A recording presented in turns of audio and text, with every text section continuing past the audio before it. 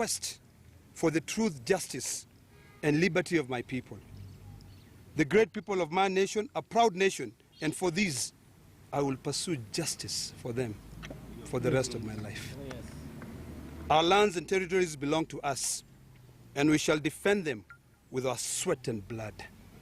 Nothing will stop us from telling the truth. A coward dies 1,000 lives, a soldier dies but one. All we want is peace.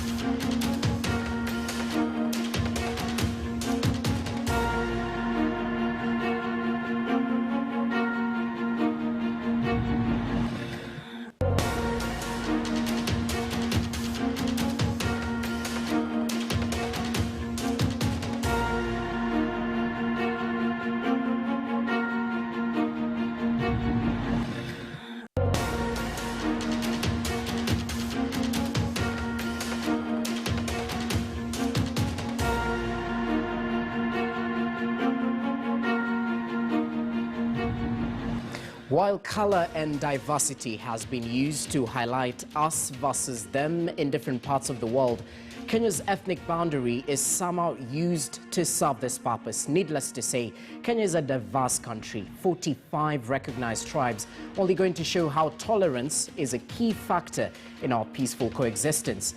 But political contests always seem to widen ethnic divisions. Mtuwetu is such a common phrase, to an extent where majority groups tend to take larger chunks of the appointments while minorities are underrepresented.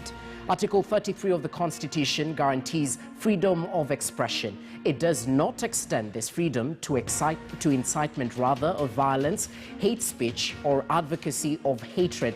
Yet, ever so often do we find leaders spewing hatred along tribal lines. We interrogate the tribal card on today's edition of The Big Story, asking the question, is Kenya a tribal nation? Good evening, welcome to the broadcast. Thank you for making time.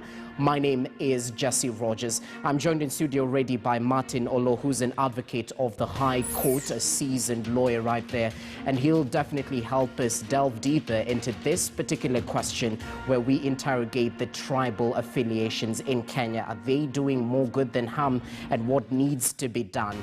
All right, now let's just string in our lead reporter, Sophia Wanuna. She had this particular conversation earlier on with the Suba Member of Parliament, John Badi, just deliberating and asking this critical question. Over to you, Sophia. Hello, Jesse. So Kenya has 45 tribes. However, negative ethnicity continues to be a huge problem in this country, one that is being magnified even now more with the ongoing rhetoric, conversation, and also narratives that are being perpetrated by the various political quarters. So you had earlier today Senator Olekina arrested by the NCIC over alleged incitement remarks he made during one of the BBI rallies. This coming at a time where negative, or rather ethnicity in and of itself as an issue is one of the 9-point agenda because of how grave a problem it has been for this country and as far as leading it down a path of violence. We saw what happened in 2007. There are those who are supporting the senator, saying this is a time where everybody should be allowed to speak, whether we agree with them or not. However, there are those who say there are rules to be followed, and when it's hate speech or deemed to be incitement, then they should be held to account. So let's talk more about this. This evening, I'm joined by the chairman of the Orange Democratic Movement, the national chairman, and also the leader of minority in the National Assembly, John Badi. Thank you for making time for us. Let's begin with the arrest earlier today of Senator Olekina. I wonder whether you think what he said in Narok was in fact incitement, that it was out of order, that it was worth what we saw leading to his arrest earlier today. I think probably what we did do when this report of BBI was unveiled was we didn't explain properly to Kenyans which phase of this process we were embarking on. We were setting on a validation process.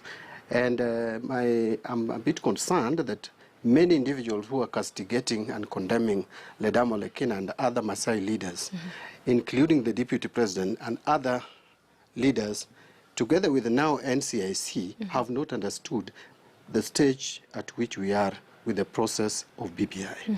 If you look at the report of BBI under national ethos, it is clear that They have even called upon the president to commission or get a team to look at our history 1,000 years behind. Look at pre-colonial, colonial, and post-colonial period.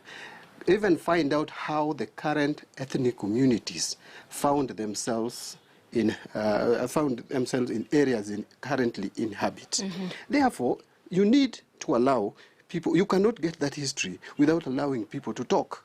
And let me tell you, women have been talking about their issues. We have various marginalized groups in this country. Women have been talking about their issues. They have even proposed that apart from the gubernatorial seat, where it is spelled out in the BBI report, that if a man is running as a governor, the running mate should be a woman. They are even proposing other positions and even proposing 50-50 share. There are people who don't agree with them, including Wanjala, and he has a lot of followers across the country. And they have been allowed to talk. People have been allowed to talk on matters youth. People have been allowed to talk on matters disability.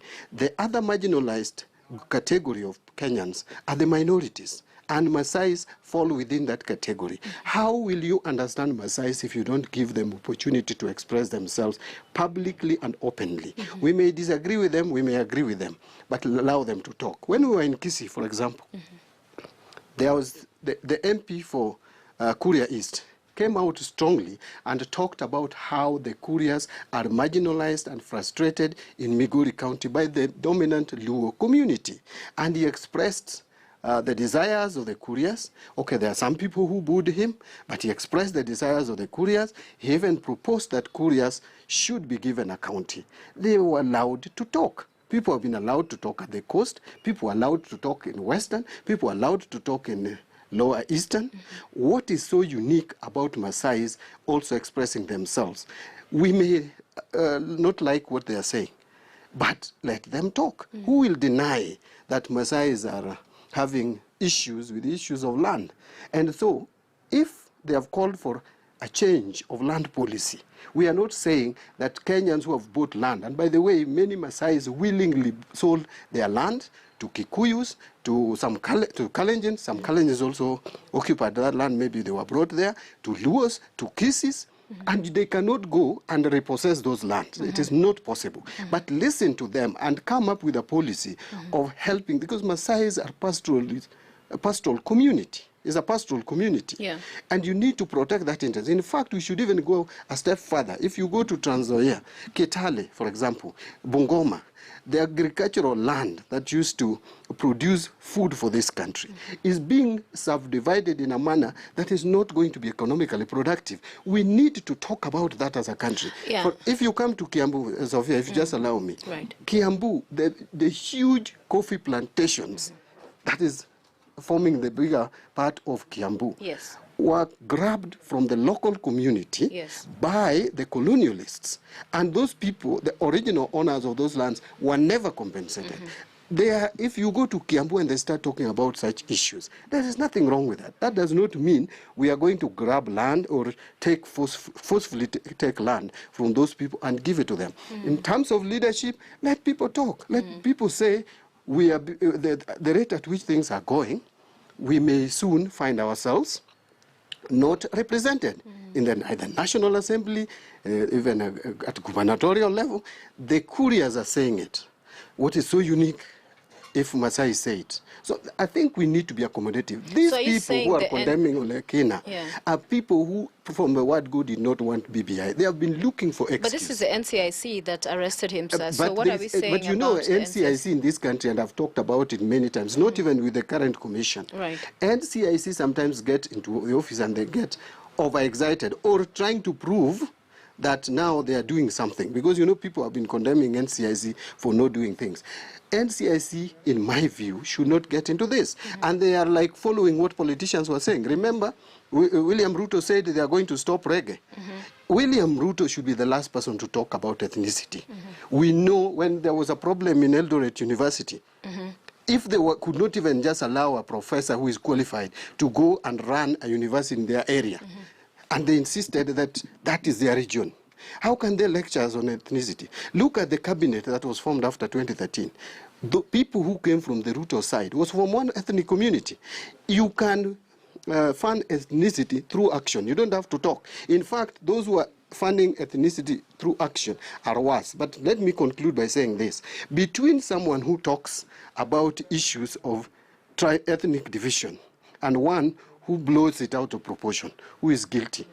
The person who blows it out of proportion. In fact, Lekina talked about what they face as a community. But then others have taken it up, politicized it, blown it out of proportion. Those are the people that NCIC needs to deal with. Because at the end of the day, the argument that in this space where there are all these conversations going on about the future of Kenya and the direction we need to be taking, that do we then suspend the law as is, so that do we allow institutions to still work, even when we also disagree with them, as you appear to and others at this particular point, yet there are those who feel that there were utterances that were made that were crossing a certain line. So do we suspend the law, or do we now keep bickering at each other? Who maintains the soberness or the sobriety around this conversation? I'm not calling for the suspension of the law. Sophia, if today you call me, Mbadi, you are a Luo, does that make it, make you, have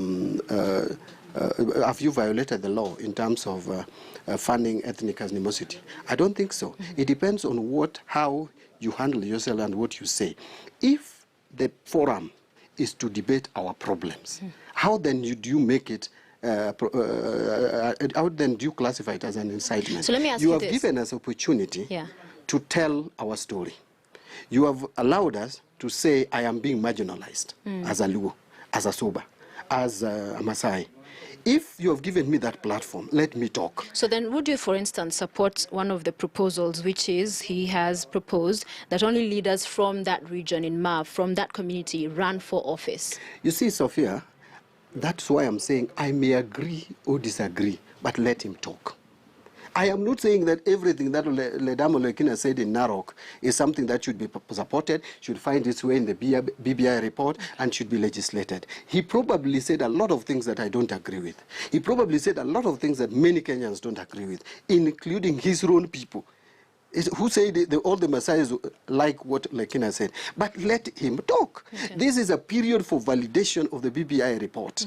And among the issues that we are discussing is inclusivity. We are discussing ethnic antagonism and competition. It is one of the themes of BBI. Now, when I start talking about ethnic antagonism and I start saying why there could be ethnic antagonism in my area, for example, I come from the Suba region. If I start telling you that the reason why there is ethnic antagonism in this area is because as Subas or as Luos, we are mistreated this way and that. Does that then become illegal? Does that become criminal? So let Olekina talk. Let Kenta talk. Let the Maasai leaders talk. Lenku, ETC. Let us move to another area. Let the Kalenjins talk. Let them even tell us we want to go and cut all the trees in Mau Forest and settle there because we don't have land. Let Kenyans ventilate. Let the Kikuyus talk. Luos talk. Other communities have talked.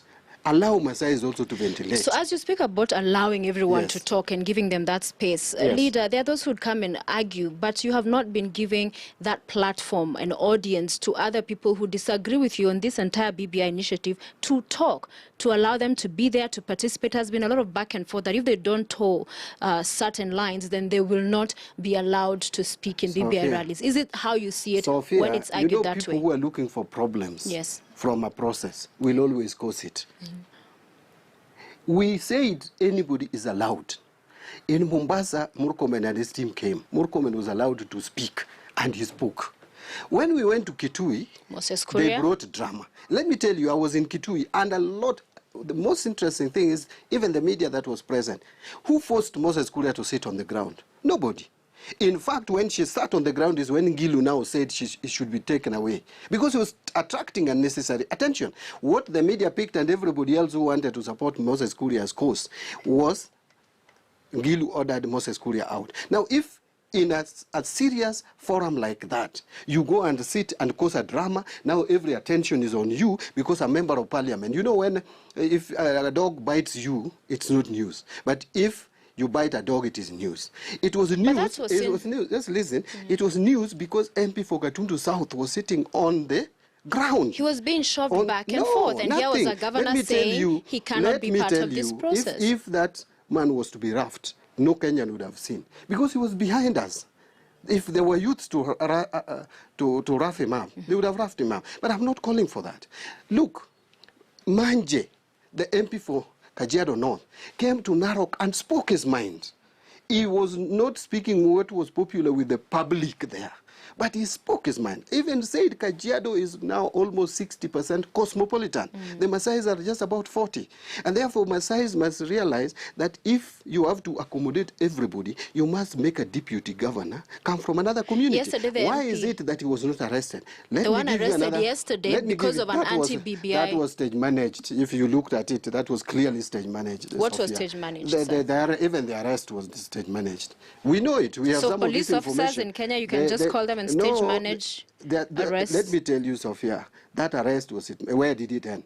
Now, the next thing I want to also point out to you, Wanjala, who had a contrary opinion to the popular opinion in that BBI forum of women also sharing posts with men. Didn't he speak his mind? He spoke. There are others who condemned him later, but he was allowed to speak.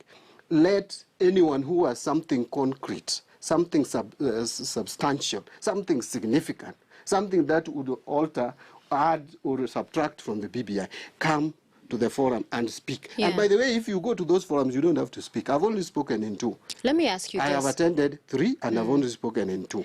So you don't have to speak everywhere. Okay, I wonder what you make of the sentiments earlier today by your colleague in Parliament, the Leader of Majority, Eden Duale. He appeared before the BBI team, the task force, and he said he has not been attending these rallies because the political class has hijacked them, and he in fact believes they should come to an end, the rallies, because they are causing more division as opposed to the way forward. So the question I put to you in terms of those sentiments, why not allow in this space and time for the task force to go ahead with the validation process before all of this talk from the political class, because that's what always will take preeminence. That's what captures the headlines. That's what runs away with the narrative. You know, Sophia, sometimes I get surprised when I listen to such kind of reasoning. Well, I know obviously why Duale is not coming for the rallies. Tell us, He's please. not comfortable with us. Why? He is more comfortable with the deputy president, who is not coming for these rallies. We are in politics, and I understand him, and I understand him completely and absolutely. Even said that he can only attend rallies where his party leader, who is the president, and the deputy president attend. He's even forgetting that it is the president who has given okay to this process. Sophia, when you go to church, we have different programs in church. I am a Seventh Day. We have the lesson. There is one for the children, for the youth, and then there is the sermon. There are people who only come for Bible study in the evening. You must cater for all these people. In this case, the validation process is contemplated in the BBI report. Yes. And it says public rallies, it says town halls. BBI steering committee is conducting hearing. And tomorrow, by the way, I want to use, if you allow me, this forum to announce that ODM will be, I'll be leading ODM team to present the ODM position in terms of validation of the report tomorrow at 11:50. So people have been going to KICC to present their views. If Duale wants to even to convene the Garissa town constituents to listen to the BBI and take a position and present it, he can do so. But don't also deny people who want to attend rallies and to listen and to engage with their leaders. Probably there are Kenyans that is the best, the one they want to attend. Because if that was not the case, why are they attending? Why are they not coming to KICC? There are Kenyans, if you looked at Narok, uwanja ilikuwa imefurika, si ndio? If you look at what happened in Mombasa, meaning people want that exercise. So why do you want to deny Kenyans that kind of opportunity, if that is what they prefer? Finally and briefly, yet there's still the concern about the actual report, the hard copy, being given, circulated, as was promised when it was launched at Bomas of Kenya, for Kenyans to read for themselves. In your view, isn't that a big failure on the part? Can I ask you a question? What do you want for Kenyans in this report? That's what was promised. That's what was promised, that there will be copies made, circulated. Do you want a particular book printed and labeled BBI report? That is what was promised. We have had this report published in newspapers which go across the country with wide circulation. But there was a different promise, sir. Just listen to me. The promise, the one I listened to, is that Kenyans will get the copies. No one talked about printing these copies and giving out, not at least where I was present. Kenyans, many of them are now can access these things in the internet. In fact, those who are talking about copies not being available are people who can access it even through the internet. They don't even want to read. Even members of parliament, many of them talk about BBI and they have not even read. Kenyans don't read as simple as that. Those who want to read this report have read it. Those who are complaining, you know, Sophia, Kenyans are fond of complaining every day. This report has been printed in local dailies. In fact, in our vernacular radio station, they started even running the program on the radio station. People are discussing this report. It is being aired on TVs. What is it? The access to this report is not a problem. Let us accept it. All right. The problem is people who don't want this report. And let me say one. You know, there are people who imagined that BBI report would be superfluous. They never imagined that concrete issues will be discussed. In fact, when we started the rallies, they were castigating and condemning the rallies because they thought we were just going to stand there and talk politics and go home. When now people start discussing real issues, now it is hate speech. Now we are inciting. Let people talk real issues. Let every community in this country be given opportunity, if there is time, to talk their issues. After that, we come up with something that is going to help us for posterity. All right. Thank you. Thank you very much. John Mbadi, the leader of minority in the National Assembly and national chairman of the Orange Democratic Movement, saying it as he says it. And as he said, tomorrow he'll be appearing before the BBI team to, alongside other leaders from ODM, submit their proposals on this validation process. Back to you, Jesse. All right, many thanks, Sophia Wenuna, right there, just having a conversation with John Mbadi. Interesting pointers right there. Let them talk. We're just raising injustices that have been in Kenya since time immemorial. So why not give Senator Ledama Olekina that chance to also voice it? All right, we'll get to expound on this particular subject. As from now, joining me in studio, as I had earlier hinted, is Martin Olo, who's an advocate of the High Court. And allow me to also introduce Dr. Samuel Kobia, who's joining us from Meru County. He's a chairperson of NCIC. Gentlemen, many thanks for your time and welcome to the big story. Perhaps let's start with you, Martin. Your quick reaction to the developments that have happened in recent past, especially on the stage, on the BBI stage in Narok. What do you think of it and what do you make of it? Is it just talk or does it cross the borderline into hate speech and bring in tribal animosity? I think that I've heard what John Mbadi has said, and in a part I agree with him. He's saying, let us allow Kenyans to talk.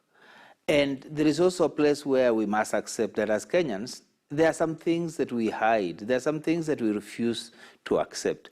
We all have tribes. We all come from some tribes, and that our tribes have issues. For example, if you are in Rift Valley, you know there are issues in Rift Valley as to whether the mix of settlements are an issue or not. If you are from Narok, you've heard what they have said. If you are from Coast, you hear what people in Coast say. In fact, they keep on thinking that people from the upcountry are denying them the opportunity to develop themselves. So those things are real.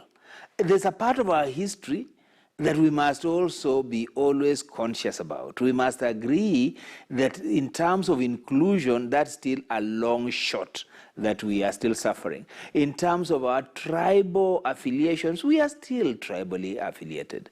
Whether it's a political party, whether it's a political leader, you will say, for example, if you look at Wiper, you can tell what its character is. If you look at ANC, you can say what its character is. If you look at ODM and so on. So basically, we have a tribal issue to deal with. And the reality is not to deny and hide and try and criminalize people.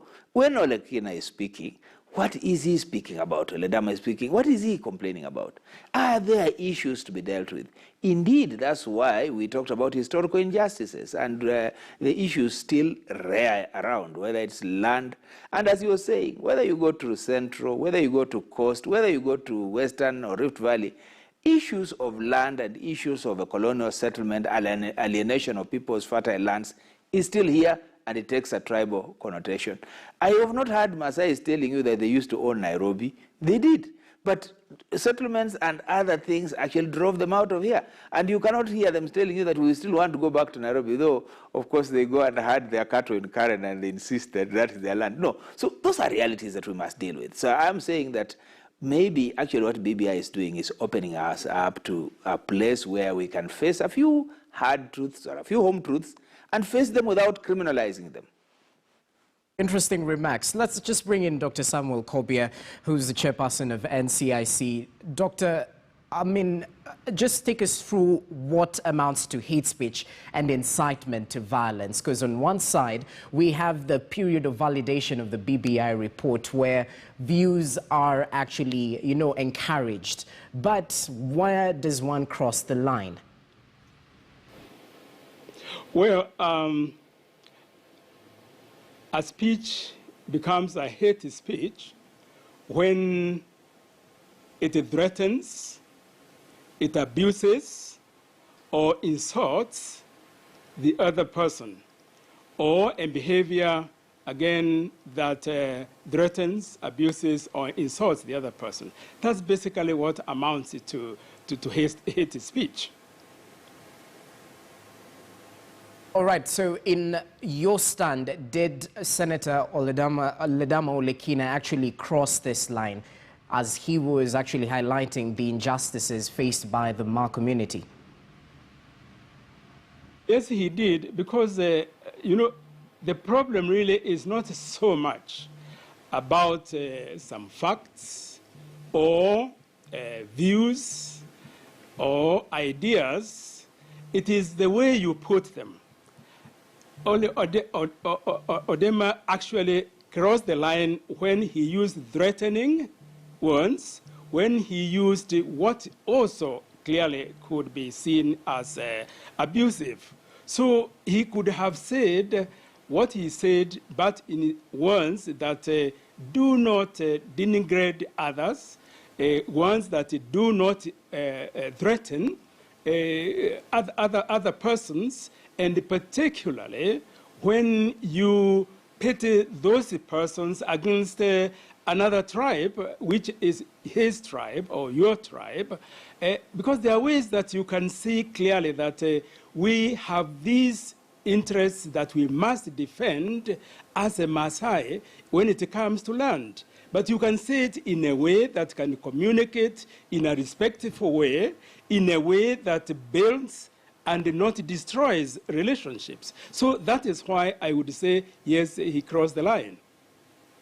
And I'd like to ask you to stay with me. We want to take a short break right here on The Big Story. When we come back, we'll delve deeper into this particular issue, taking a look at the journey of tolerance Kenya has gone out through the years. What exactly does this tribal affiliation mean? And in terms of minorities, are they faced with certain challenges, and how the NCIC is working towards making sure that Kenya is actually closer than before? To stay with The Big Story, we'll be right back.